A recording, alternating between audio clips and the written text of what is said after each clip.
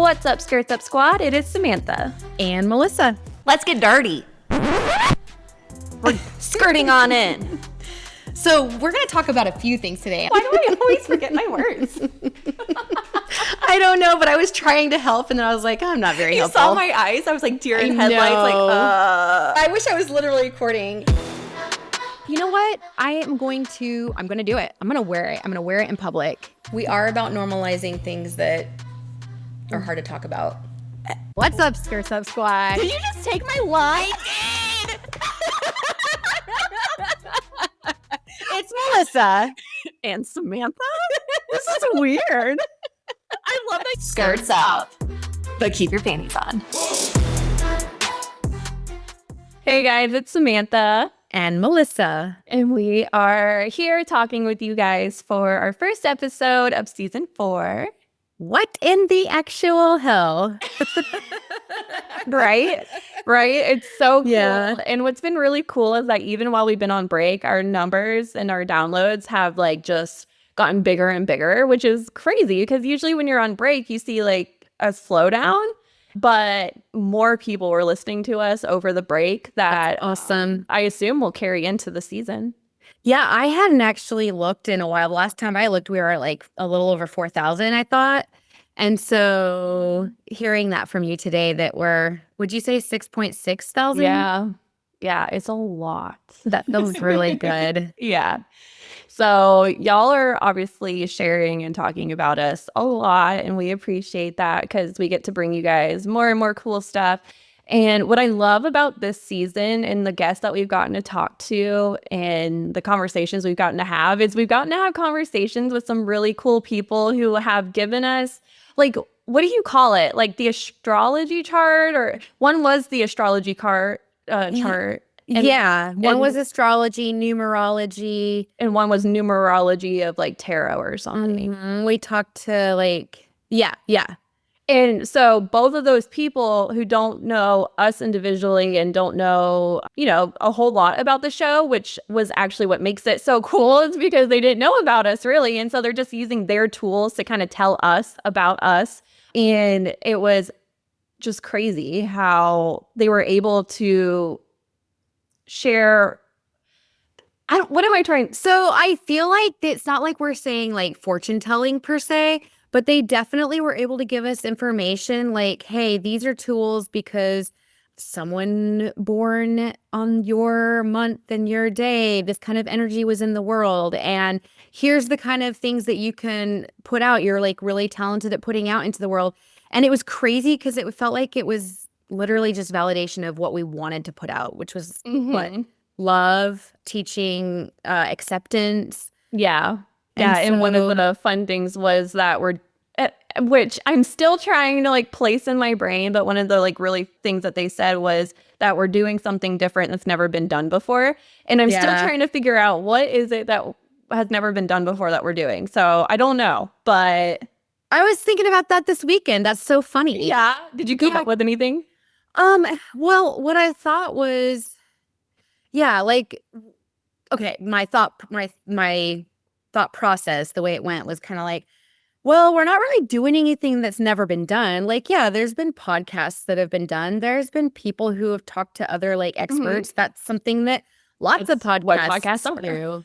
Yeah, exactly. And I just kept thinking about it, and I kind of realized I feel like what's different is our structure. I feel like it's following our curiosity. And now, of course, all podcasts are going to follow the curiosity of their maker and whatnot.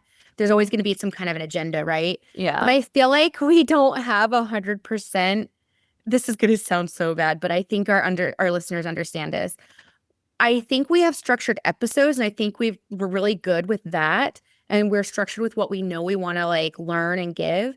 But I don't feel like we're structured with like, we don't know what's going to come next. No. I feel like we kind of just let the universe come to us. Yeah. Is that crazy? No, because like we aren't planning like, oh, let's get an expert on this. It's like it just falls into our lap and we're like, oh, actually, that would be really cool to just kind of learn about or talk about and see what happens. Yeah.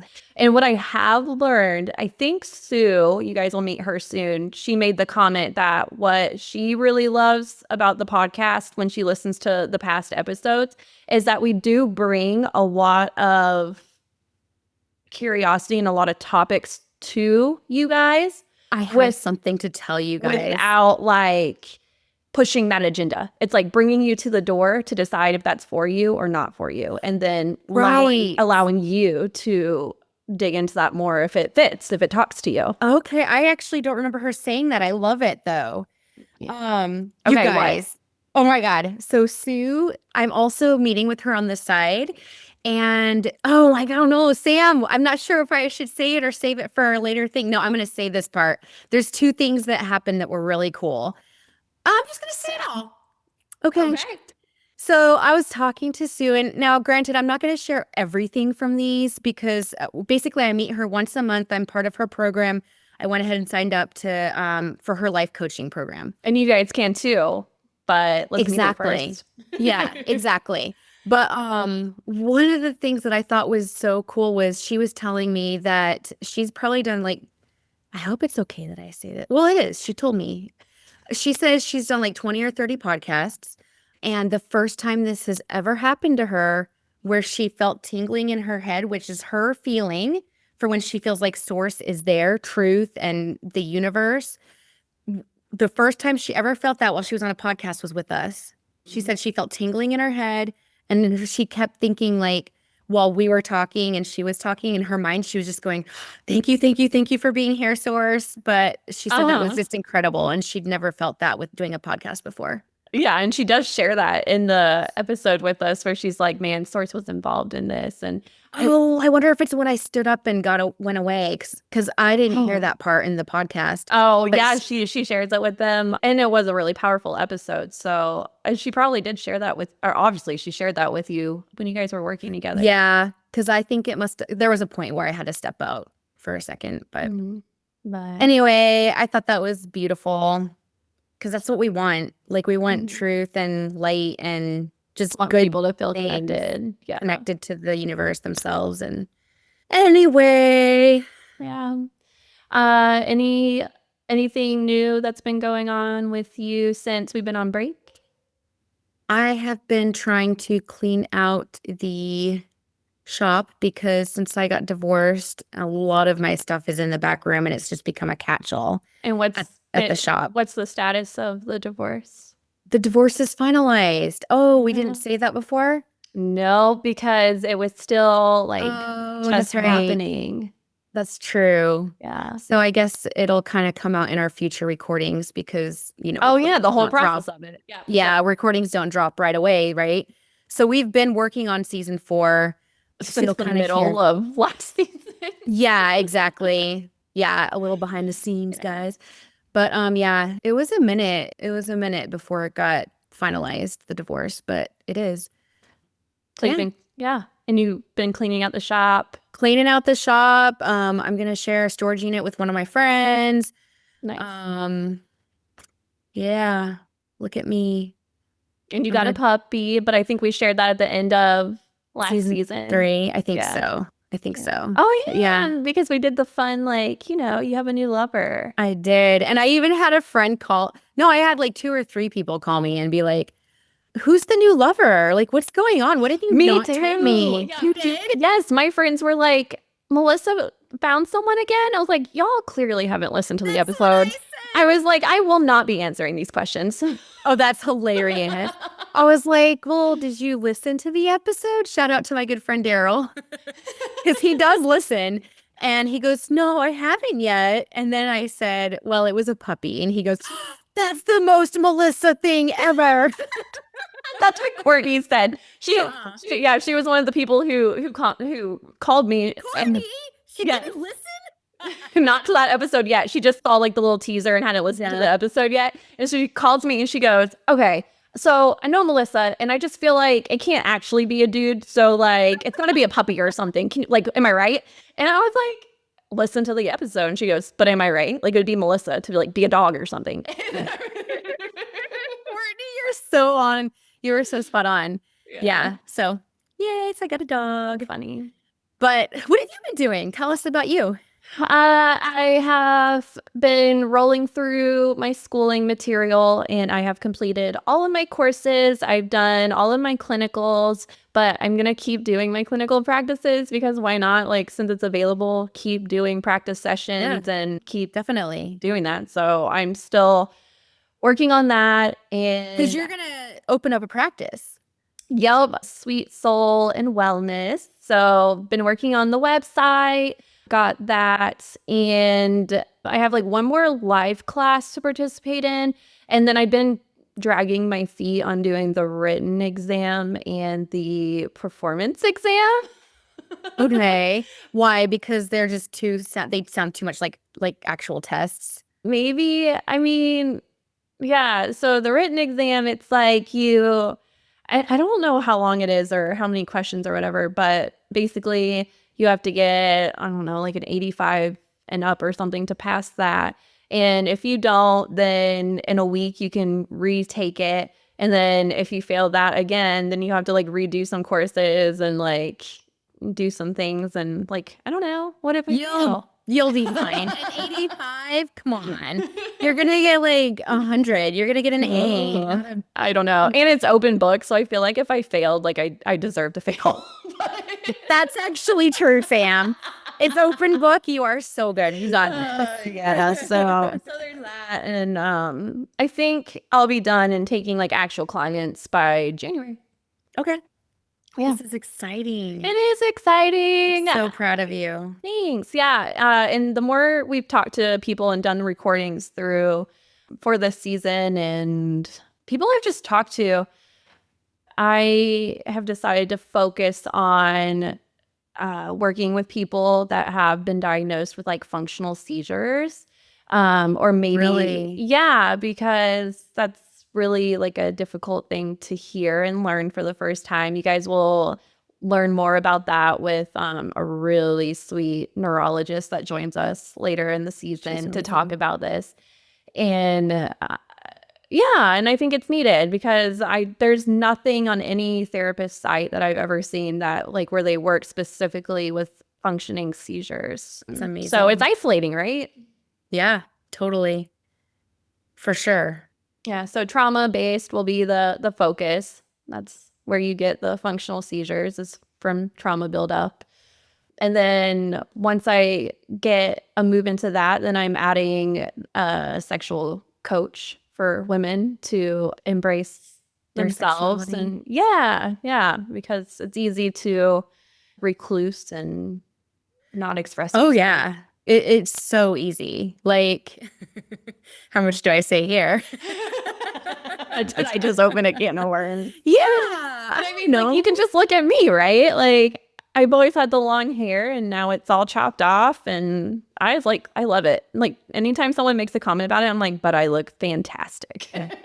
You do. What do people say? What do you mean a comment? Like, Oh, they'll be like, oh, it's still so weird to see you with your hair cut off. Like, you kind of look really gay now. And I was like, who said that? No, you don't tell me. I'm not going to call Not anyone on air. out. Holy shit. I Not on can't air. believe I just said.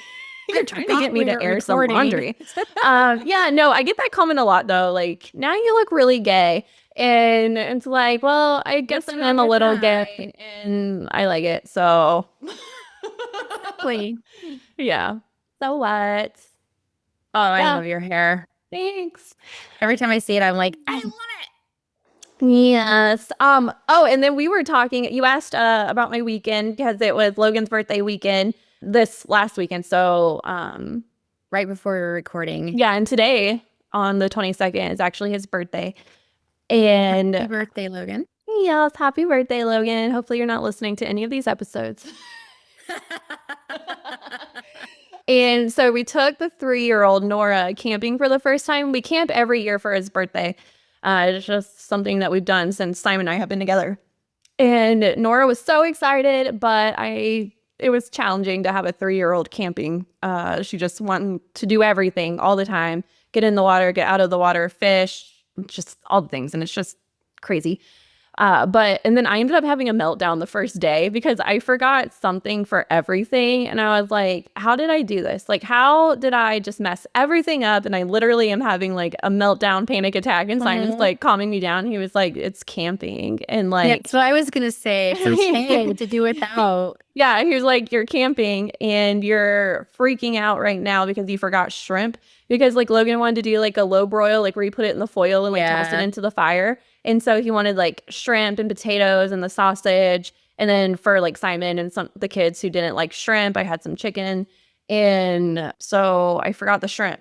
And Simon goes, so we all eat chicken. And I was like, well, there's not enough chicken. And he goes, how is there not enough chicken? It's 2 pounds. and I was like, it's just not how it's supposed to be.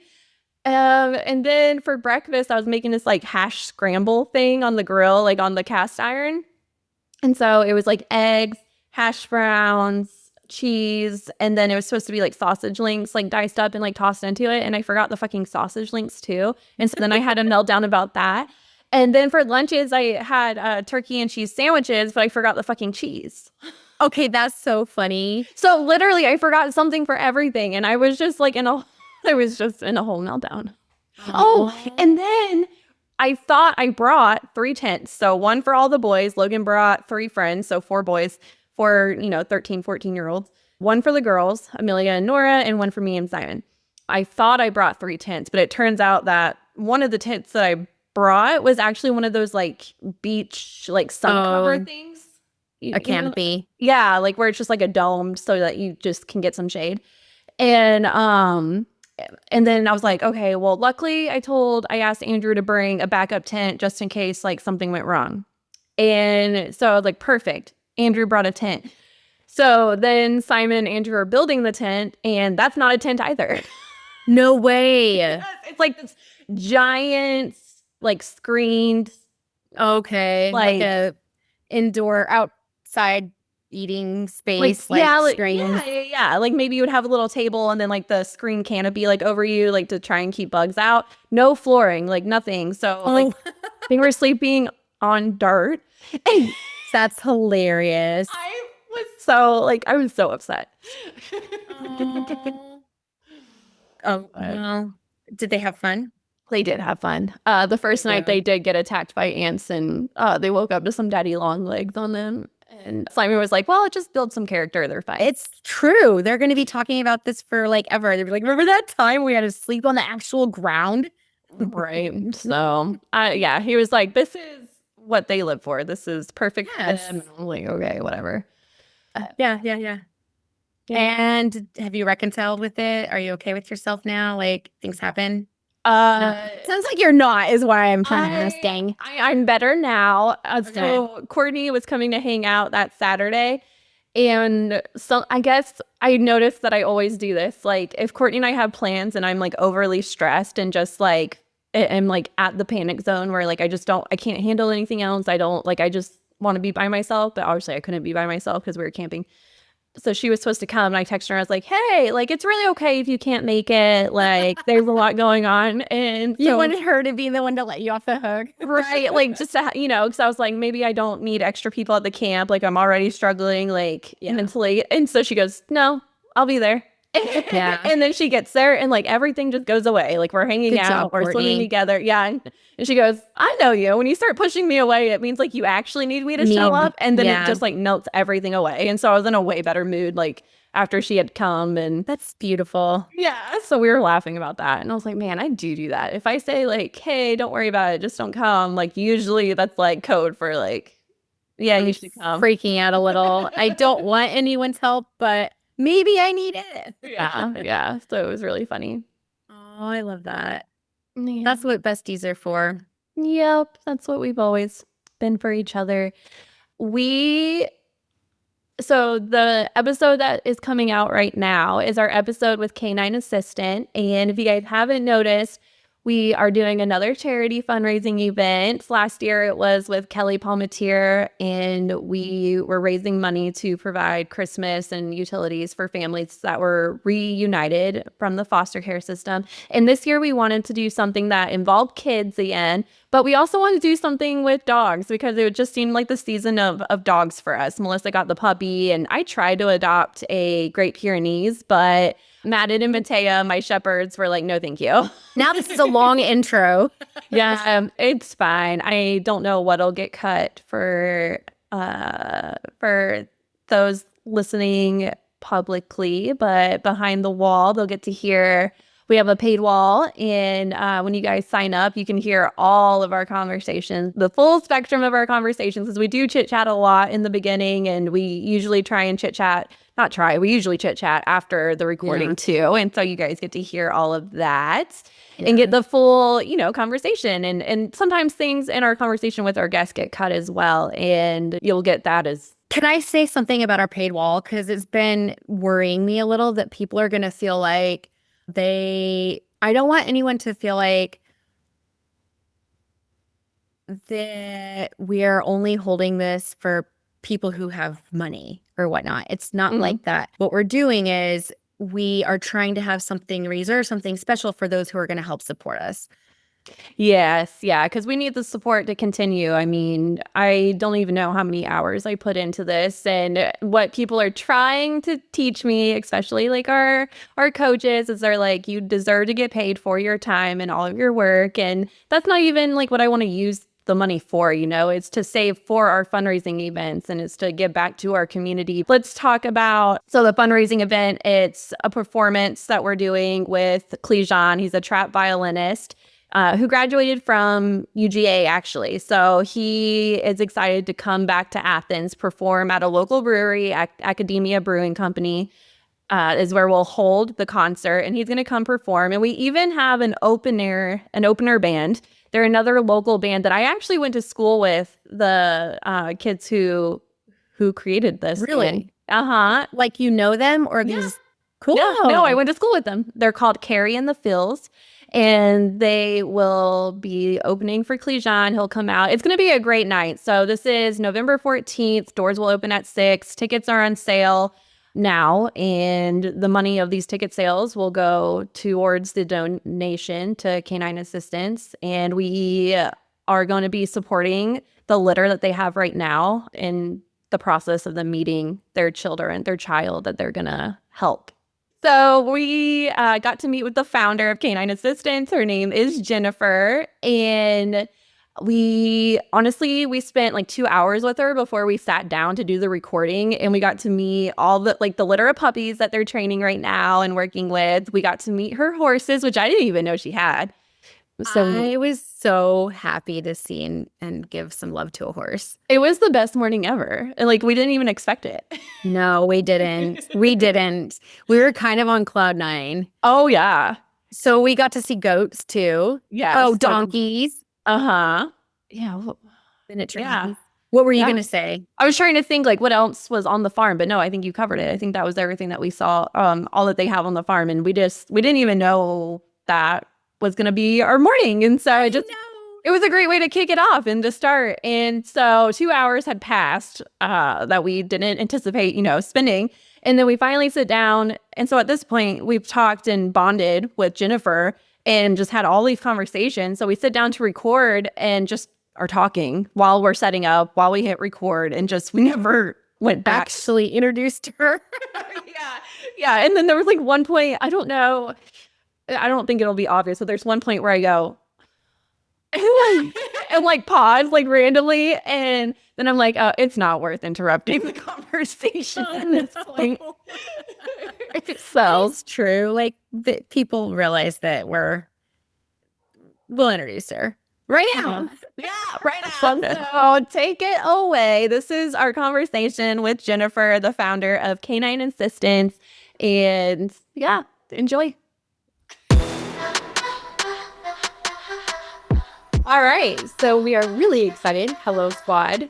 We are so excited to have with us today Jennifer Arnold. She is the founder and executive director of Canine Assistants based in Alpharetta, Georgia. she has a lot of information that she's going to share with us today. Cool. Yeah. Yeah. Yeah. We had so much fun already. We came to. Yeah. She showed us like a tour. How long have we been here? About an hour, maybe. Geez. Hour and a half. Yeah. And all we've done is just like bond and play with the animals and play like bond with each other. And so we're kind of just in a really relaxed state. Right And then now. we're like, oh yeah, we're supposed to be Oh, that's introducing right. We them have to to y'all. record. And okay, so Yeah, so we're no, here now. we fit well together. So it's all good. Yeah, y'all will love her. And Oh, so, that's sweet. Oh yeah. you know, as you have seen, we're doing a fundraising event this year, like we did last year, but this year it's for Canine Assistants. And Thank you.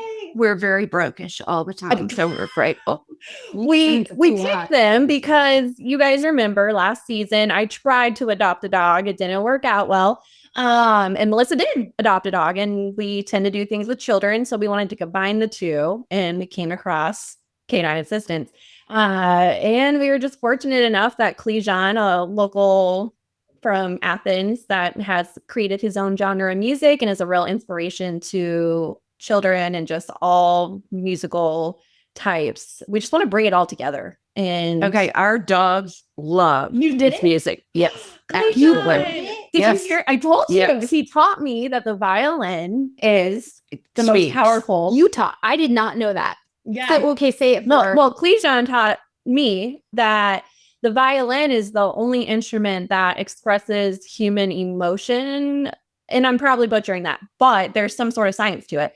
And we were talking about it. And so apparently, Yeah, you- no, it really is. The dogs love it, and it does speak to them.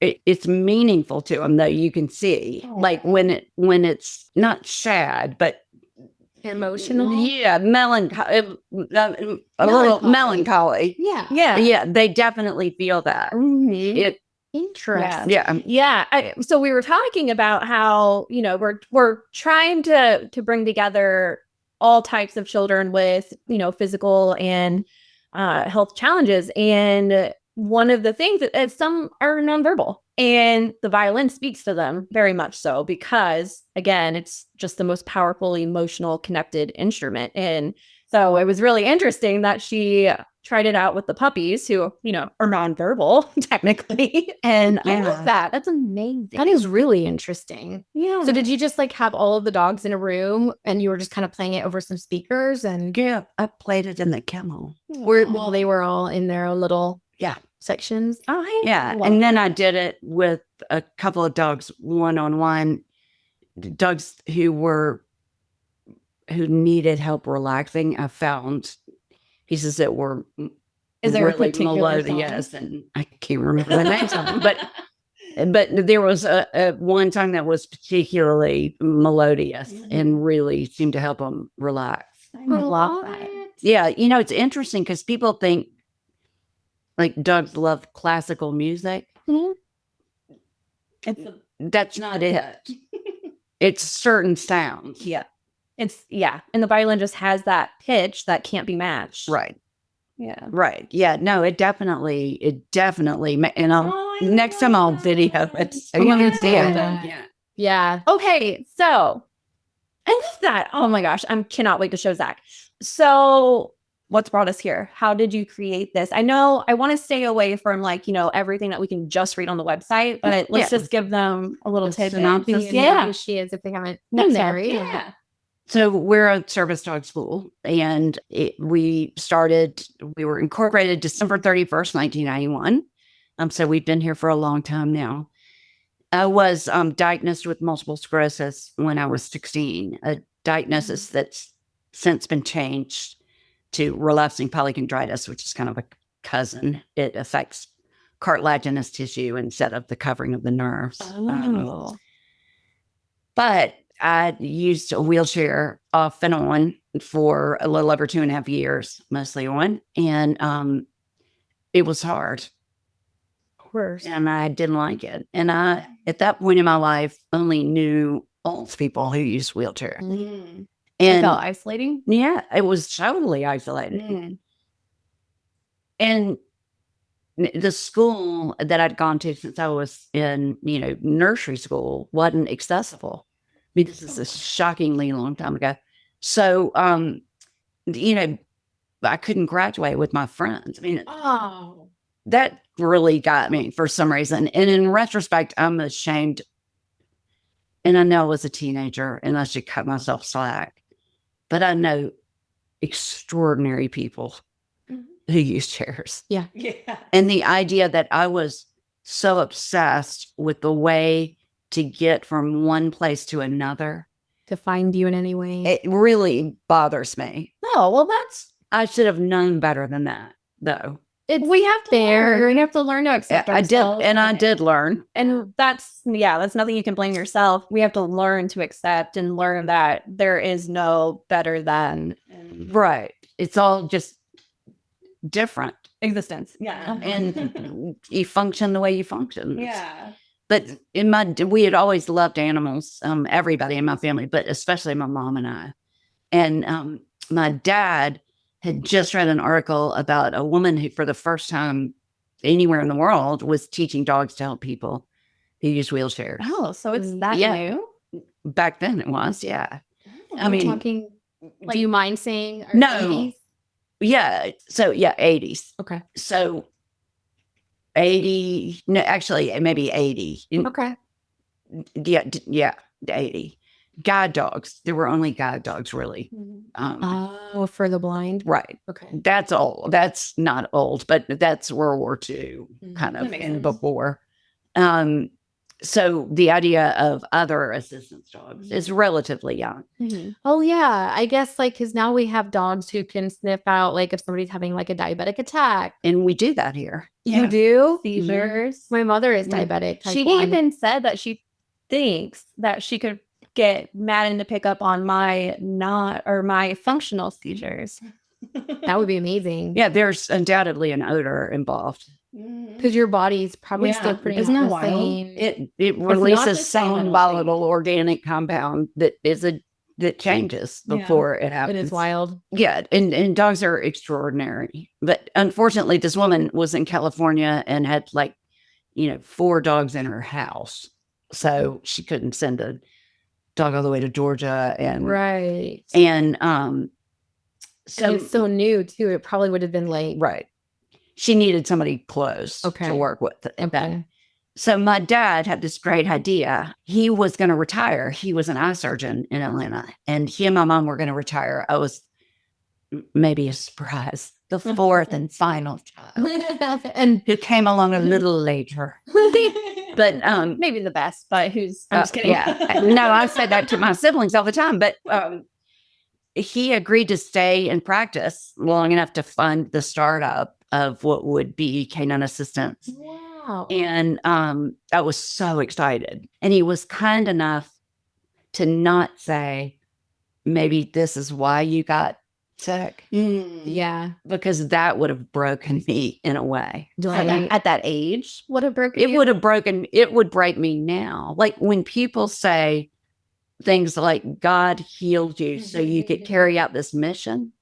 I want to say, I'd like to give that healing back Yeah. so it can go to this I little agree. or that boy. I It's just like have the- that. I Yeah, had That makes me feel somebody- icky. Right. And it's like when I hear people at church say, I prayed and I found my car keys. And it's like, yeah, Right. God's worried about your car keys and not the Right. children over here who Right. but that's just the size of Well, yeah, but I mean, that would have not been good Sat for my well. heart. So what he said was, maybe this is something you can do with the fact that this has happened. okay. That's beautiful. Maybe, if you need a dog in this area, other people will too. Let's think about doing this. And he met with a CPA the Friday after Thanksgiving in 1980. And he was walking home from my grandmother's house around Chastain Park in Okay. Atlanta. There's a big golf course and there's a sidewalk that goes all the way around it. And my grandmother lived one street over. And a drunk driver on a motorcycle jumped up on the sidewalk and hit him. And he died the next morning at Piedmont Hospital, where he'd worked for most of his career. Oh, wow. I'm so sorry. Yeah, it really was awful. I mean, I thought I was somehow in my little wheelchair ended up staying there, it was such chaos that evening, and I ended up staying overnight in the ICU waiting area by myself. I mean, everybody else it ended up going. I mean, Just forgot you. sort of. I mean, but I didn't want to leave my dad. I wasn't going to. So I think everybody else said, we're going to get some sleep. And I said, I'm not leaving. And so they kept coming out telling me that, his blood pressure was impossibly low. And I don't think they realized I was his daughter. I don't know. But anyway, Conscious? no. Okay. And everything was broken. I mean, every part of him was badly broken, and they couldn't set any of the bones because, he wasn't going to survive. They just couldn't let him go. Right. He was a really nice guy. Oh, because he They worked there. loved They were him. friend, their colleague. Oh, that makes it so Yeah, much. no, they loved him, and they were going to hold on to him. Oh man, I cannot. Not the people coming out to see me, but the doctors who were working on him were devastated. Yeah, they were friends. Wow. And he finally, early the next morning, passed away. But during that night, I thought, if there is a God, I hate your guts. Yeah. And I will say that I've since reconciled my spiritual beliefs, because if I don't, people send me religious materials, which is sweet, but I get a lot. Bless your heart. So sorry. I'm good to go on it. I really am. I'm Especially where we live. healed. Yeah. But so then I thought, life is really hard. Mm-hmm. I don't think I want to do this. It's too hard. I mean, I'd gotten sick and lost dad within, several months. Yeah. And overnight, I moved from that to this unbelievable anger that fueled this desire to somehow make it better for people who were suffering like me. Okay. So the deal I made with myself, which was actually very selfish, even though people say, oh, what a wonderful thing you've done, it was what saved me. Yeah. I decided if something I could do made it easier for other people, then You have a purpose. yeah, and life was worth living, basically. I'm glad you did. Otherwise, it's just too sad and hard and mean. And it took my mom and I almost 11 years to raise the money. Dad was a brilliant surgeon and not a brilliant business person. Oh, no. So it took us a long time to raise the money to finally start the program, but we did, and it's what I focused on. And I mean, before we had brochures from the printers, we were covered up with applications. Really? We have never in 33 and a half, almost 34 years, we've never had time to even catch our breath. So in those early years when it wasn't such a known thing, how did you market yourselves? Yeah, somehow people found us. We didn't have to do that. Really? And you were able yeah. to just kind of say, hey, we are going to Yeah. kind of sit. Now we begged for money. Sure. And my mom and I would go, we had these collection jars at local Walmart. And every Friday night, my mom and I would go with these little screwdrivers into the bottom and pour it all into the Yes. And we were wow. very excited. And So I think I might have misspoke. I didn't really mean market as in like. you meant, how did people find out about this to donate? Oh, how do we do it? Oh, how do we? Okay, got it. How did you let people know who you are? What you So do? initially we focused on, and we still say we're a service dog school. I mean, Okay. we raise and educate dogs who will assist people who have mobility difficulties or medical needs, such as, epilepsy, type 1 diabetes, Okay. Addison's, etc. But we focused originally just on mobility. Okay. And I mean, it's amazing what the dogs can do. I mean, because of my situation, and obviously by the time we got there, I was out of my chair and able to walk. But I remember, I mean, I used to fall out of my wheelchair because I was so pig-headed about asking people to help me pick up things I dropped. Oh. Then they have to just pick me up, which was, you know, I mean, it was easier to pick the pen up, but Also not amazing for your pride. yeah, no, but it just the idea that of having to constantly, like, I felt so sorry for my mom, and I know how much she loved me, and she would have done anything for me, but I just felt like I was bothering her all the time. So for us, not like completely educated in all of the terms and the steps. So then when you're talking about mobility issues, you're talking about a dog who can go get this thing for you that you can't get yourself, or Right. Or even open help the- you move your chair. I mean, Okay. they tug open and paw close doors and drawers and Wow. retrieve medication bottles and tug open the refrigerator and, Yeah. you know, it's retrieve amazing. things. Yeah, they are remarkable. Turn the lights on and off, go for help. And that was a big thing for me. For some reason, I was terrified that the house was going to catch on fire and I wasn't going to be able to get out, Interesting. which is weird. It's not like we'd ever had a fire, but I bet there's a past life. yeah. Yeah, no, there's something.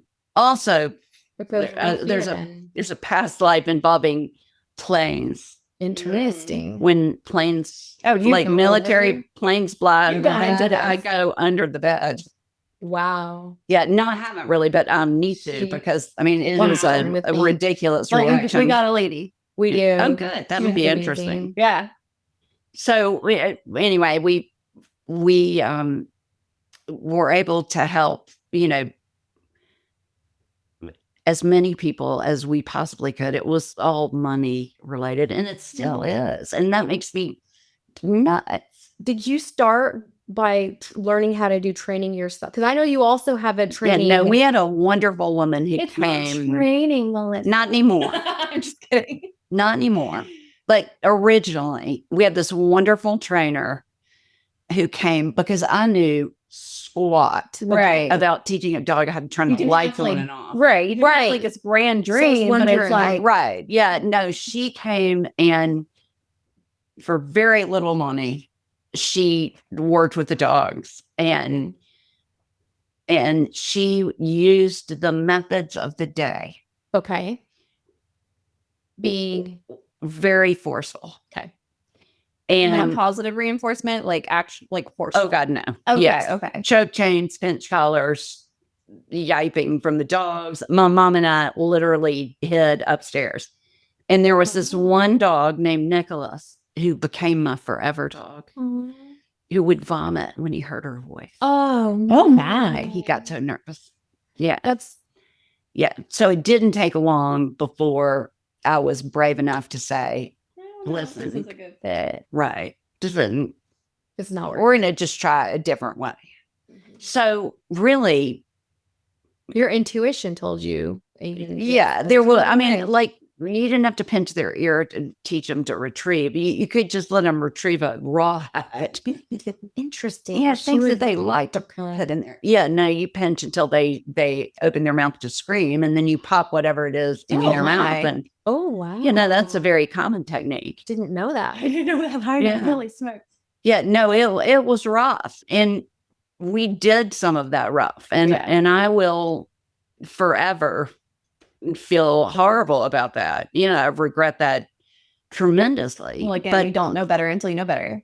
Right. Which is kind of like why we're here to talk, because you worked hard to find better. Well, and then we went toward positive reinforcement more and more and more. And there must have been someone studying that in that time. Positive reinforcement. She's studying it. I know. Yeah, but you know, for a long time, so scientists, until the last 25 or so years, scientists didn't study dogs. Okay. Companion dogs. In any divine, you know, other than free-ranging dogs. Okay. Which, interestingly, 88% of the dogs in the world are free-ranging dogs. Wow. Only 12% are in domestic human homes. I mean, every time I travel, like you see, they're all loose. Right. Dogs are everywhere human beings are, except Antarctica, which I think just is a sign of intelligence on the part of the dog.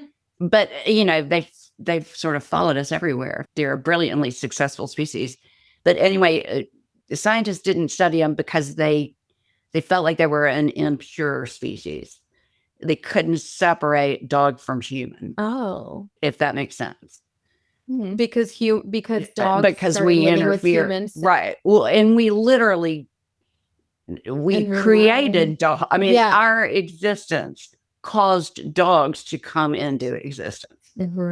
So we have such a powerful impact on their lives that they couldn't quite get their arms around that. So they studied things like fish. Fish were apparently incredibly pure. Interesting. Yeah, I don't know what it was about fish that was so special, but he did a lot of fish studies. So it wasn't until this very brave, very brilliant scientist in Budapest went to work one day and said to his two doctoral candidates, equally brilliant, who've gone on to be leaders in the field, we're going to stop studying fish and start studying the domestic dog. And at first they decided just teasing. Then they wondered if maybe he'd had a little stroke. Interesting. It was absurd. People wouldn't take him seriously. So it was really unknown. No, we didn't know any. I mean, there was no science behind. Okay.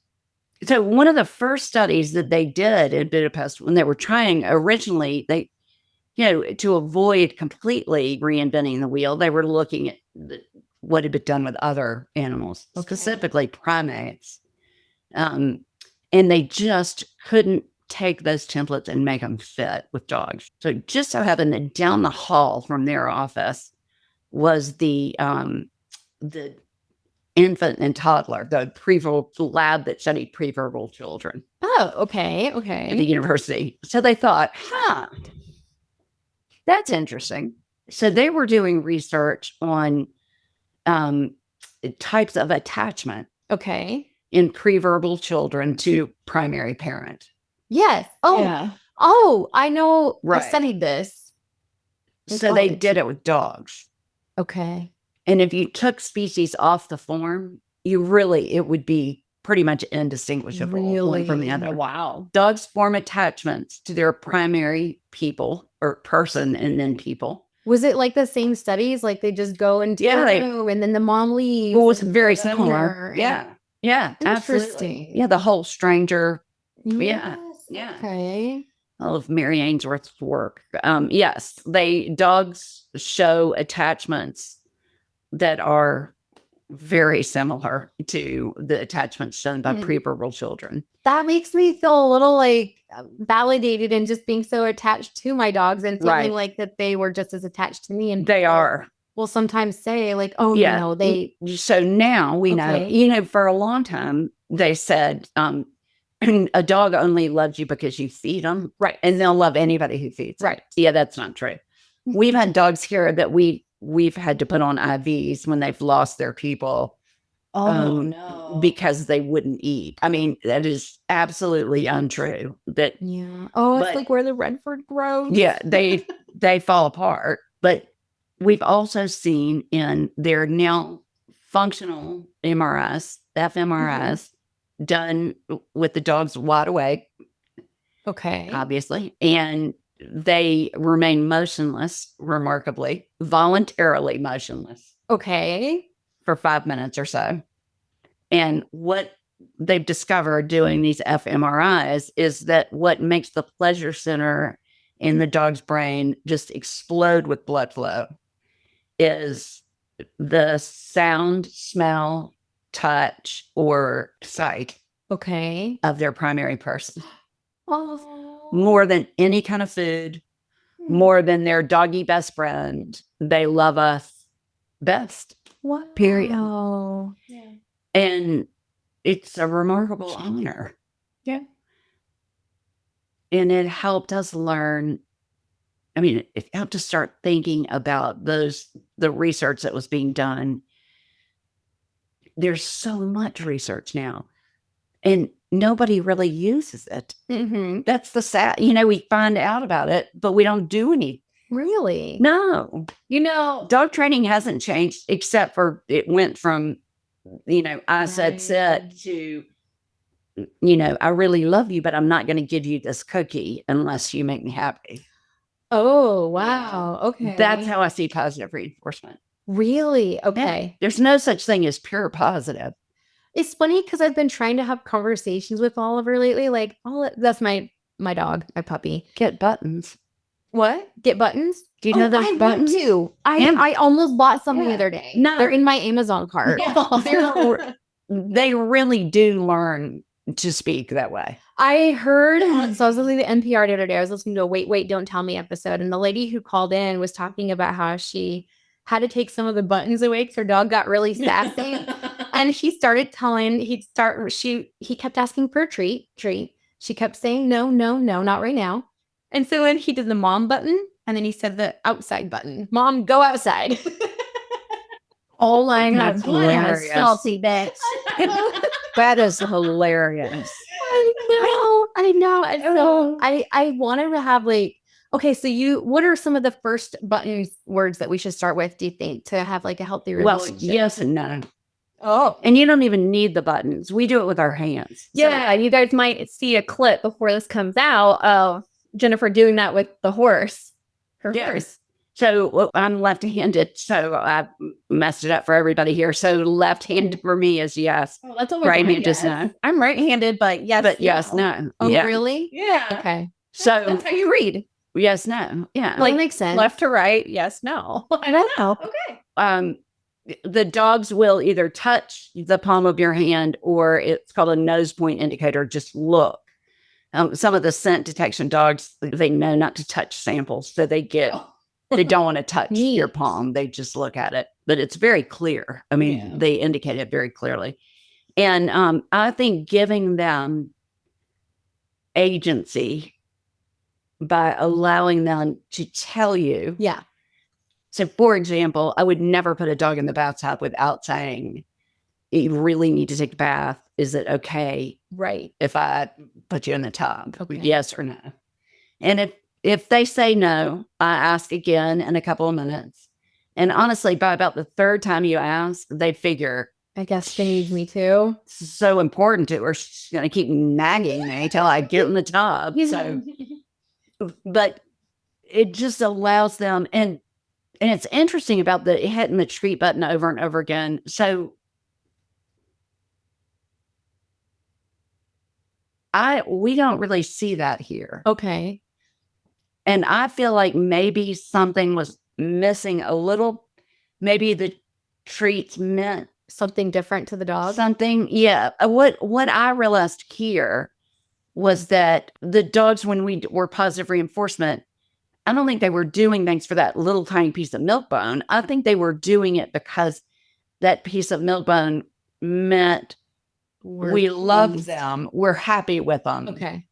And therefore, we're going to take care of them. Yeah. That's how I felt about Sparrow. I just had this huge, it was communicated from her to me that she just wanted to please me. She wanted me to be happy. Right. I felt like she was always asking me, is this right? Am I right? Yeah. Even though she's not, she's the perfect dog, but she's not. But they all do. They all do that. Okay. And I mean, we are survival to dogs. And I don't know that they're consciously pondering that on a daily basis, but I do think that they have an understanding that, and that's how dogs have been able to flourish and are all over the world with people. They know how to get along with us. They where humans are. Yeah. And they know how to make us happy enough to not get run off all the time. Right. So it's, and when you think about it, it's sad to withhold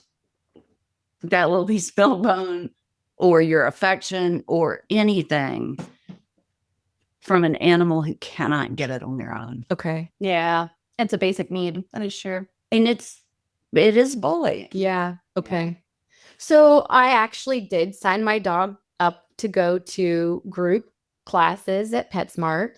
And I know it's going to be clicker training and positive reinforcement. Yeah, I'd get out. You would? I would. Yeah. I think dog training is the worst thing we've ever done to dogs. What can we do instead? Just teach them.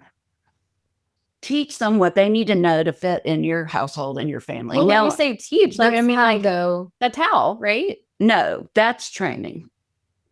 There's a difference between training and teaching. This is the crux. Yeah. Training is conditioning them to respond to a stimuli in a particular way. Okay. Teaching is allowing them to understand concept and apply that appropriately. So, for example, in the old days, when we trained, when we would go to a restaurant with a dog, we would say, go in, which means go under the table and lie down. Okay. It's gross under there. I don't know why we ever made them go under the table. It's disgusting. But anyway, we no longer do that. What we do is we say they're right next to us. I mean, we don't want any part of them to be in the way. Mhm. They're, good manners are always important. But we sit and we say, we're going to be here for a little while. And within seconds, they're either sitting or lying down, or they take care of the positioning on their own. Okay. So it's not that it's that they understand the concept of we're going to be here for a while. Mm-hmm. So gentle. Mm-hmm. It used to be that if the dogs jumped up on us, we would turn our back, which was a horrible thing to do. I'm glad you're talking about this because Oliver has a hard time with jumping. Yeah. So I think jumping, unless they're bouncing off of you in an obnoxious play way, in which case I think you can say, cut it out. I can't, can't take that kind of hit. But if they're hugging you. And that's what happens. Everybody who walks by is like, can I pet him? I'm like, yes, but we're trying not. Hug you. Yes. And then everybody's like, that's okay. And they just let him jump. And then I'm like, how am I? Okay. So is that okay? I mean, who said he can't put his feet up on somebody? Yeah. Think about it. He's not hurting them. No. If he's gentle, big, hairy deal. Okay. We get so upset about these things that I'm not sure. That's the hill to die on. No, it really isn't. And I think when they're young, especially, if they're a little insecure, and they're insecure a little bit when they meet new people. Okay. So some of that to me is the toddler holding their arms up to be picked up. Yeah. He gets so Think about it. We just met, what was the big daddy that we just met? Benny. Yeah. So imagine him going to a house that has a 3-year-old in it. Like, if he can't give the 3-year-old a hug, the 3-year-old's gonna. Yeah. So say you can't give the 3-year-old a hug. I mean, he's not stupid. He's taller than the 3-year-old. Yeah. You know what I mean? They're not gonna. You know what? If he didn't jump on me, he stopped jumping on me when I sat on the floor. Like, once I was like eye level with him. Yeah, that's all they're trying to do really is get to your face. And it's not just because your mouth smells wonderful, although they do get lots of good They get smells. information about us. Our eyes are so important to us, and they know that. Mm. Their eyes are not that important to them, but they know our eyes are everything to us. Interesting. Yeah, I really didn't think of that until So they really go out of their way. He wasn't even jumping on me. Yeah. He just like, hi. And then. And we do teach them. So before they leave, and it's kind of one of the last things they learn, they've already learned this concept, the concept of being gentle. It's just we don't apply it to that until late in school. But the idea of going from concept to context, dog training sort of takes you, it's just about context. Okay. It's just about you heal when I tell you to heal. Right. Kind of like when you're in the elementary schools and the teachers are teaching toward the test instead of the child. And Right. It's like, and you memorize your multiplication tables. I mean, it's, Okay. that's something, but it's not really going to get you. Yes, they need critical thinking. Especially, so our dogs, if their person loses consciousness at the Atlanta airport, they're going to have to think, what do I do now? Yeah. And when I took a dog a couple of years ago for another service dog school in South Carolina. They're not there anymore, but she needed to get the dog to Seattle, and I happened to be flying there, and the service dogs, can fly in the cabin with you. So I volunteered to take the dog, and the dog had been trained using positive reinforcement. So we made it through the airport fine, and we get on the plane, And I do what I always do with our bond-based dogs. That's what we call our methodology, the bond-based approach. So I sit down and we really are going to be here for a long time. So you just get comfortable. And the dog looks at me like, what? I mean, why could I like, I mean, a deer in the headlights. Okay. So for a split second, I'm thinking, oh, crud, what do I do with this? Then I remember I'm supposed to tell him what to do. Oh, So I do the whole sit. But you can't just say sit. You have to say sit and stay, because sit just means put your hunches on the substrate and not keep it there. Yeah.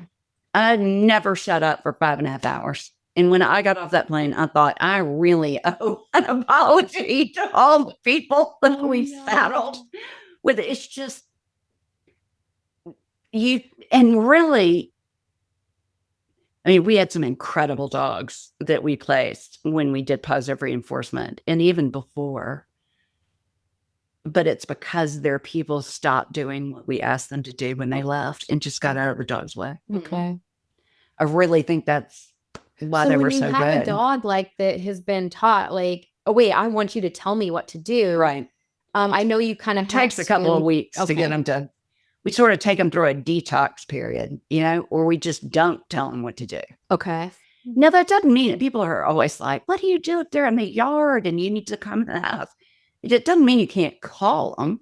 That's not a command. That's just calling them. So do you give treats ever when they do Absolutely. things? We give treats all the time. You know what we don't do? Use them as a reward. Got you. You get the treat because you exist. Because they're You don't have to work for food. Okay. I've got your back. And as a matter of fact, all shocks. We share food with our dogs. Yeah.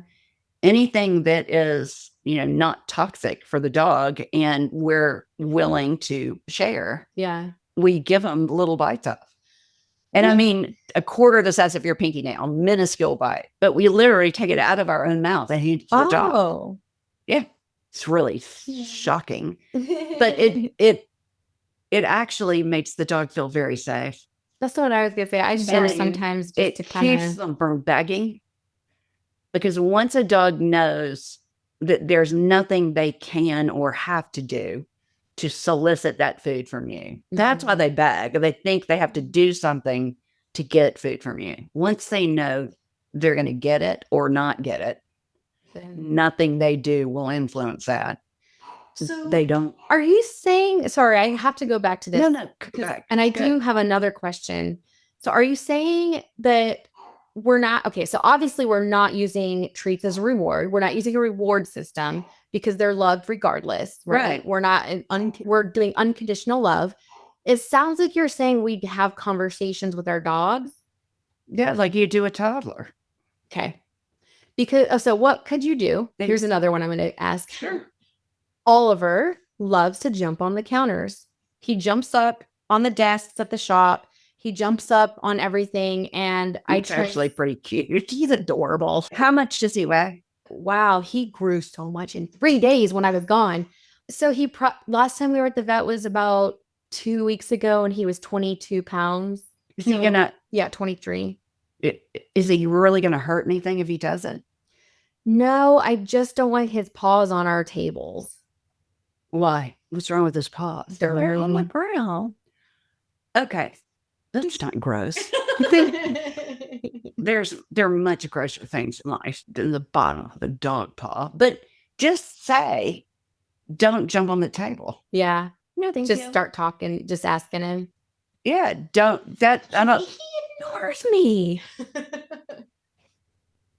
I'm doing something wrong. You're not food sharing, or you're not food sharing enough. Share. But how much? I do it intermittently, not like as soon as he asks, but I'll do it maybe when he's lying down next to me. Yeah, don't wait. Okay, so stop, let go of all of that condition. Okay. Of him being relaxed and not asking. And I just don't even think about that anymore. Okay. So like what I do is my dogs get 2 tiny bites of everything I eat. And they know that's that. Unless it's something I don't want them to have, in which case I say it's chocolate. And the dogs are like, oh, man. And they just go away and lie down. So after the 2, I say, that's it. Palms facing them, just very definitively. That's all. That's all. Okay. And they go away and lie down. But they do that on their own because they know they're not going to get any more. But the food sharing part is how you get to the listening to me part. Okay. Like you said, you're building a relationship and You trust. are. And where does he sleep? He sleeps in my bed. Good. No, that's perfect. He was Where so you want happy him. to come home because I know he was in the crate with Brett Yeah. at Brett's house. Yeah. And getting back in the bed. Last night, he just came and he went straight to the bed and he jumped and Yeah. it was just the cutest.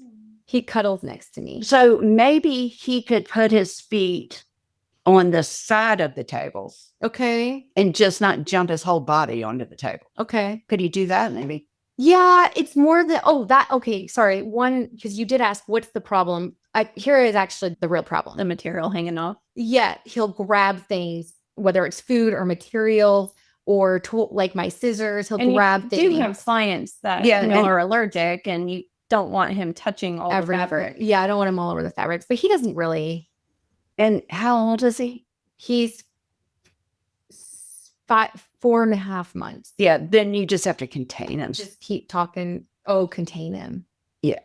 He does have a crate that he goes in when there's like times. Get him his little exercise. I want to get him an exercise pen so he can stand up. I don't love crates because I want to talk a little more about your organization. How do you find the kids? And Melissa, you had a question. They find us. They find you. And Melissa, you had the burning question of how do you match them? And I know you don't believe in the matching the dogs. No, that wasn't my question. So she talked about we have some animals, some dogs who are for individuals and some dogs who are for hospitals. Are you more likely to go one place or the other? A lot of that has to do with the instructors. It does. It's not always finding what's right for the. Well, it is. But part of it is the way they're educated too. I mean, I'm good at preparing dogs to work with individuals. Okay. Other instructors are good at, preparing them for like pediatric hospitals. So probably any dog could be good at anything. Maybe. Are you deciding which litter, like before, like if mom's pregnant, we want this litter to be towards hospital? No, I mean, well, kind of. I mean, it just depends on, sort of which building they end up in, honestly. But it is, every dog could work with an individual. Not every dog can do the hospital program. That makes sense. Okay. Because it's too hard for a lot of them. And by hard, I mean, there is pain in the walls in hospitals. They're taking too much emotion. Yeah. And it just is overwhelming. I mean, it's not just the patient, it's the parents, it's the staff. There's just this feeling everybody. And there are dogs who so want to make that better that they try to sort of take it on themselves. Oh, and it just overwhelms them. Yeah, that makes sense. So that wouldn't be fair there. Yeah. So I would say that it does depend on the individual's, sort of personality. Yeah. But it also is definitely influenced by an instructor. Once you start working with them, you kind of can say, okay, this is working for this dog. Or occasionally I'll have doodles that they're perfect for hospitals because they go in a room and they're charming and social, and when they leave, they're thinking to themselves, I fixed everything. So funny. It's all better now. And you also mentioned when we talked the first time that, I was like open the litter and you just have your stack of children who need it. And so you're just like, okay, this litter is going to go to blah, blah, blah, blah. And you just assign a dog. We don't do that. Yeah. First of all, our applicants it's not first come, first serve. Oh. It is, everybody is evaluated based on how much a dog can do to help physically, socially, emotionally and medically, Okay, that's That actually makes really so much cool. more sense. and how appropriate the placement is for a dog. Right. Yeah. And they're equally weighted. That makes so much more sense Doesn't than just it? having this long line of Yeah, we stopped doing that. We used to just accept every application Right. too. We now don't. You fill out a pre-app, and if in the pre-app we can tell that it is unlikely that you will it is likely that you will struggle with our approach. Okay. oh, that's right. You I asked don't want specific the dogs questions in on, the or right. humans better than dogs, or dogs. Well, friends no, or- it's yeah, but it's like what's more important for you to see in your dog, obedience or voluntary cooperation? Oh, I mean, that should be a no-brainer, but It's not. okay. And under what circumstances might you return your dog to Canine Assistants? Okay. If the answer is if if he misses detecting a seizure or something, so just something that's a mistake. yeah, and just doesn't show that. I mean, the ones that I love obviously are the people who say the dog would be my family. Yes. Right. I mean, I would only think about returning the dog if you told me that it was in the dog's best interest, and I believed you. I mean, just because if you think about the dog as a lesser being, you're not going to be able to get what you really could get with our dogs, which is the most extraordinary relationship you could ever imagine. I mean, they are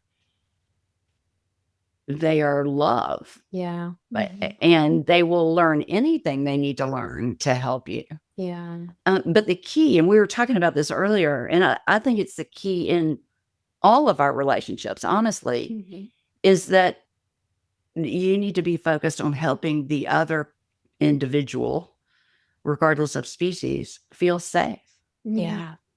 That's number one. And dog training doesn't make dogs feel safe. Okay. It makes them feel like in order to be safe, they have to appease you in some way. Okay.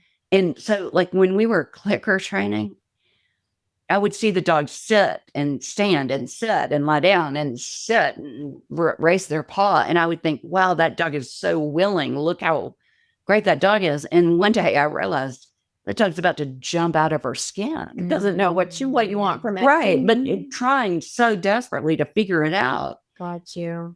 And the only reason they would try that desperately is if it was that meaningful for them. And when we switched over, and when we developed the bond-based approach, my husband's our staff veterinarian, and we did a big research project prior to developing bond-based and as the way of developing. And when you say bond-based. research projects, like you have a research facility on the property, is that what I? Well, we do research from we call it the Bond-Based Institute. Very fancy.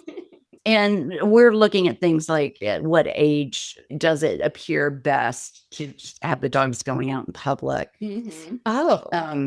Any insight? I know my son would not be happy with me for saying this because the statistician hasn't reported back yet. But right now they go out even sometimes at 5 weeks of age in a sling. Yeah. A baby. Oliver has gone everywhere with me since I got him.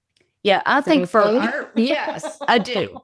I think for individuals who are going to keep the dog with them forever. Okay. Absolutely. Okay. That's what I've done with my own dogs, and it's worked brilliantly. Oh, okay. We have a great relationship. They're easy. That's teaching. Okay. Taking them with you is teaching. Yeah. Okay. And that is so much more valuable than any class you would ever take. And a lot of the reasons that I think we take classes is because we've bought into society telling us that they're not supposed to put their front feet on people. And if there are things that you don't want them to do, just say, don't do that. Right. If you explain it to them and you just continue to say, now, a lot of what you're describing is he's playing with you. Yeah. And he just needs to play more. But like we tell people about counter surfing, that used to be a big deal for us. we'd ask the volunteers, does the dog counter surf? Yeah, and he'll pull the food right off. Yeah. Well, it's your fault for leaving the It is. It is. Yeah. Okay. So we tell people that we have this brilliant way of keeping dogs from counter surfing. We don't leave food in the counter. Well, eventually he's gonna have to learn. We have parties at the shop. We have Okay. So he's gonna either be tethered to you during those parties. Okay. Which he is. Or he's gonna be, and he should always be. Yeah. Because you leave food. These are hunter scavengers. Okay. You leave food available. He considers it food that's available, and you don't want to, what if we have a famine? Okay. I mean, if it's there, you eat it. Yeah. You really can the only way to ensure that he would never eat food off of a table or the counter is to make him afraid of the table or the counter. It's really the only way to do it that's going to be effective. And that's mean and not worth it. When you're a grown-up human being who has this ginormous brain. So we just use that to figure out how we can keep him from, dog law number 1 is if it belongs to me, it's mine, and you can't have it unless I say you can. Okay. When we walk away from food, you put your sandwich down. Yeah. And you go in the bathroom. You just walked away. Yeah. It's no longer in your possession. You gave it up. It's free. Interesting. Of course that they're going to take it. Okay. I mean, unless they're just not that into food. And that's a pretty rare dog, honestly. It's just not that into food. True. And the whole crate thing, so the reason that I say that training is the worst thing we've ever done to dogs is because really dog training is a zero-sum game. It's a I win, you lose. Okay. Kind of approach. Does that make sense? I say you do. I'm hierarchical. Yeah. And it doesn't have to be that way. We can all win. Yeah. But things like the crate, we were told, and I believed for many years, very stupidly, that dogs love the crate because it was like a den. And there are dogs, I will say, who do love their crate. Their privacy. They love it because it gives them a safe place. And if you leave the door open, they'll still go in. That's a different deal. Ollie will go into the door's open. If I'm sitting there sewing, he'll go in there. Perfect. But that's his awesome. choice. It's his choice and the door's open. Yeah. When we lock our dogs into a box, it really is inappropriate. Okay. I mean, come on. Yeah. So dogs, free-ranging dogs, den when they have pups, until the pups are old enough to move around at about 3.5 to 4 weeks, when they're able to really move on their own, then they're out of the den. And the only other time they den is when they're badly injured or critically ill. Okay. It's not something they do routinely. They hang out together in a communal spot, the den. And that's the other thing about, we were talking earlier about housebreaking. So dogs don't know the difference between inside and outside. They know where you hang out. Okay. And where you don't hang out. Yeah. So they go in your living room where you're not hanging out to have an accent. Like or you're to try to hide from you then. No, he's not trying to hide from you. He's simply going where it's appropriate. Interesting. It is totally appropriate to go in your guest bedroom because that's not nobody ever goes there. Yeah. So they don't get that gross to us. They just know you don't go where you hang out unless you're sick or it's an emergency. You go elsewhere. So elsewhere just needs to be blocked off until they're old enough to have a routine. Yeah. And that makes it a lot easier. So how do people apply for your... They go on our website and they fill out, and I've already given you some tips. Important to remember. She did. Fill out the pre-app, and then our Nicole, who is our recipient services coordinator, will reach out. And if we're going to be able to help you in anything close to a timely manner and you're a good candidate for us, we'll give you the link to fill out the full application. Okay. It's a pain in the tuchus to fill it out unless it's going to work for you. Yeah. How long does it take? Because sorry to... That's okay. But how long does it take to like get a dog ready, and how much does it cost? Like, I believe it's an astronomical amount. Yeah, I mean, I can't remember what the 65,000. no, it's less than that, but That's what I saw online. it's not 65. No. Oh, okay. Woo. Okay, that's better. Yeah, no, it might be 35 or That's what I was 25. thinking. Yeah, but and Are it you sure depends you on didn't tell me 35 before? No, that would be 65. with lifetime upkeep. Yeah. Yeah, But that's not 65,000 still. That's interesting. yeah, no, that would be a typo if it Okay. I promise. But it is extraordinarily expensive because it's labor intensive while they're here. And it takes about 2 years, 18 months to 2 years. Okay. And some of them go a little over that. But But it's not just 2 years of teaching, but sometimes having the dog tethered to you, right? Like, yeah, but that is lot. teaching. Right. Yeah. Yeah. No, it's a lot. More I than mean, we then might they go think. home. And I mean, it is 7 days a week. Yeah. You know, I mean, we have my husband and son and I live on the property, and we have a young couple who lives on the property also, and then a young man who is one of our instructors who lives here. So they're Did we meet him? yes, he did. That's Matt, and Nick and his wife Amanda live here. Okay. And that's where our nursery is. So, you know, it takes a lot. It takes a lot, but they are extraordinary animals. And we have decided, though, we're never going to meet the needs of everybody Mm-hmm. Okay. like this, ever. No number of service dog schools, in my opinion, will ever be able to meet the need. We're learning more every year that Okay. dogs can do to help us Okay. as a species. And we're just never going to catch up. And so, They're that extraordinary. yeah. Yeah.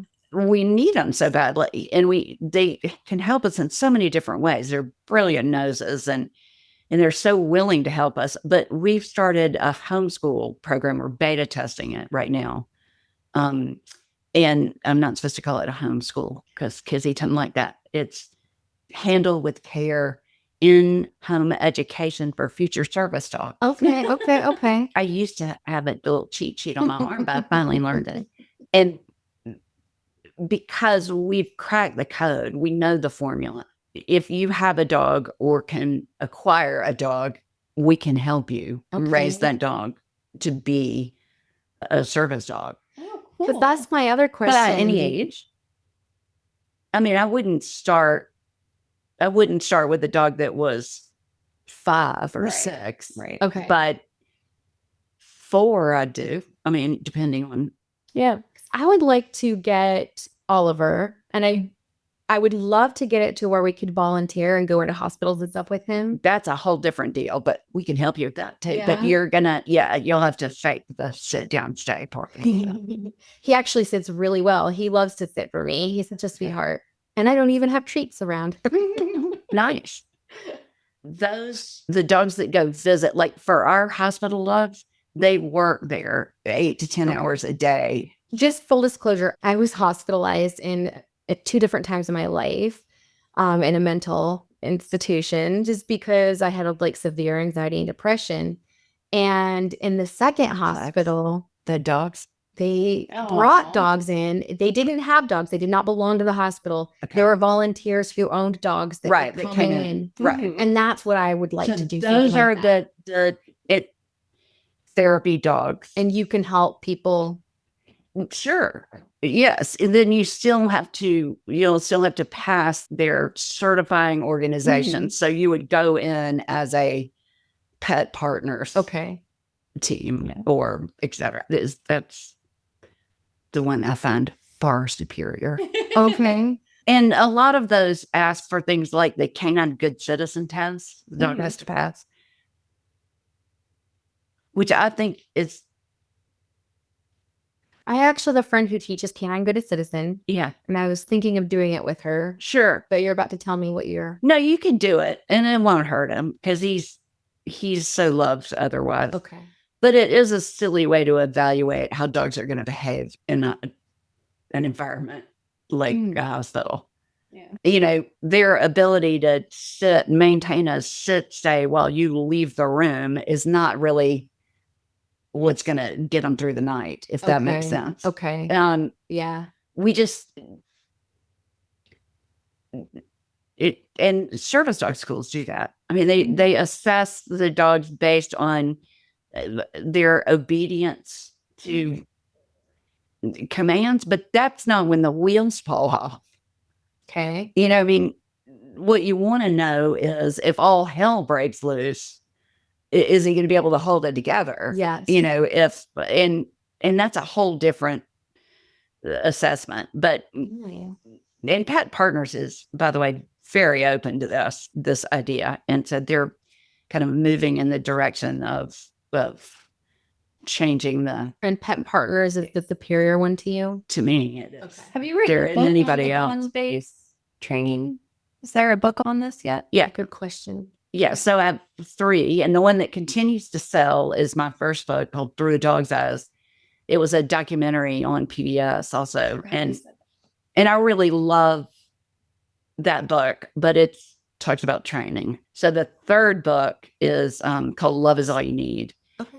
And it's the beginning of our journey into bond-based.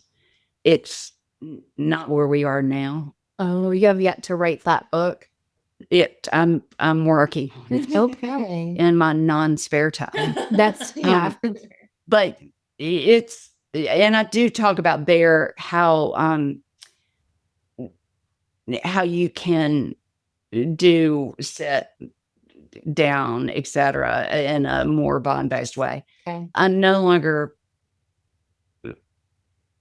think that's important for most people, but for you, getting him ready to do it, to take this assessment, it is important. Okay. So you should read that part. Okay. And it's just what we saw. We use these heart monitors, and they're straps that go around their chest, and they all wear harnesses, so they're used to having things around their chest. Okay. So it doesn't bother them. And it not only does heart rate, but it does what's known as heart rate variability. Okay. And heart rate variability means, those beats in between spaces. It's not how fast or slow your heart goes. It's the space in between beats. Okay. So when you're relaxed, it's highly variable. You exhale and it gets longer. You inhale and it shortens. Oh, When you get anxious, it becomes highly regular. really? It makes sense. So we can see with the dogs Okay. when their variability begins to drop. Sorry. We know that they are getting uncomfortable in situations. Do you do any like cortisol testing? We do. Originally, we evaluated heart rate variability against cortisol testing. Okay. Just to be sure that we felt like it, had Was a good it was a good measurement. Right. The problem with cortisol testing is even if you're doing, first of all, results take a while to get. Okay. And even if it's just oral swabs, it's still a little invasive, which Fair. coming after them with the swab may cause a change. And Right. so, this is a nice, non-invasive way of looking at, like a Fitbit. like a Fitbit. And mandating their physical position is stressful to dogs, period. Got it. And when you think about it, it makes some sense. I don't want to be told when to sit and Right. stand and Right. You would say to somebody who came over to your house, come on in, make yourself comfortable. If you said, sit, stay. Yeah. full buzzy. And I do do photo photo shoots that are like, pause there. And then they're like doing things. Like my whole body starts trembling. So I'm like, don't move. Don't move. Right. Right. No, it is incredibly stressful. And all you can think about is, first of all, what is wrong with this person? And secondly, when do I get to move? Okay. And that's not really mostly when we say sit, what we mean is, could you chill out for a minute, please? Yeah. So why not just ask, can you chill out for a minute, please? I like that. we thought they could only understand single words or short phrases. That's malarkey. They may not understand the definition of every word that you use, but they so understand your tone Intent. That's and what your I was gonna intent. say. And your intent. Yeah. 100%. They're smarter than Amazing. we realize. And the dogs here, when we went bond-based, I was shocked to find out how really brilliant they are. I mean, they seriously learn how to spell their names in a single session. You can Do you throw use all the buttons letters in for the that? alphabet. We just have letters that Oh. we just put them on the ground, and they can pick them out in order. Just, it's not even hard for them. Yeah. It was, but when we were switching over, I started to tell y'all this. We had volunteers who really struggled. I taught them positive reinforcement. Okay. And And they believed me. Yeah. And when I had to come back and say I was wrong, which actually that in itself is pretty amazing that you are able to say, hey, you know what? I don't think we did this well. Let's keep learning. Right. We can Yeah. keep learning. No, we have to do that here. I mean, that is, I think, You're always learning. critically important And kind because you get better and better. Yeah. And that's something that we want to share kind of with the world. Yeah. Is, of need to change. but when they were switching over, and the volunteers who struggled would often take a dog home for a week or several weeks to help them get used to being in a home environment. And they think, I'm just going to train the dog to sit on cue. It won't hurt anything. I can honestly tell you when the dogs get out of the car, if that's happened to them, Oh no. they change, their whole demeanor changes. And it is because for the first time in their young life, they have been made to believe that in order to be okay, they have to appease people. Okay. So they start sitting all the time. Every time you look at them, they sit. Yeah. I mean, you know, heaven forbid you touch food, they automatically sit. And Yeah. and they stop thinking when they do that. Oh. And they stop being willing to learn new things because they're so afraid of being wrong. Okay. Okay. Because if they're wrong, you might not love them anymore. oh, And I don't want that. no. Always love. Yeah. Always love. Food is free. Affection's free. Yeah. It should be that way with everybody. Every human. Yeah. Every animal, creature. creature. Yeah. We just need to be nicer. Yep. I agree. So that's why I was just gonna bring Ladies, we are superbly over time. you are. Well, you have to go. Look, Yeah. So is there like a closing? How do you want to end? send lawyers, guns, and money. Start with the money. We wouldn't know what to do with the guns, and we don't really need the lawyers. No, it's just You got quoting someone to Warren hear it? Zevon. Yeah, Oh. no, I was just, no. I mean, we need And that's always why we're doing support. That's why you're doing the fundraiser. The for us. fundraiser. Thank you.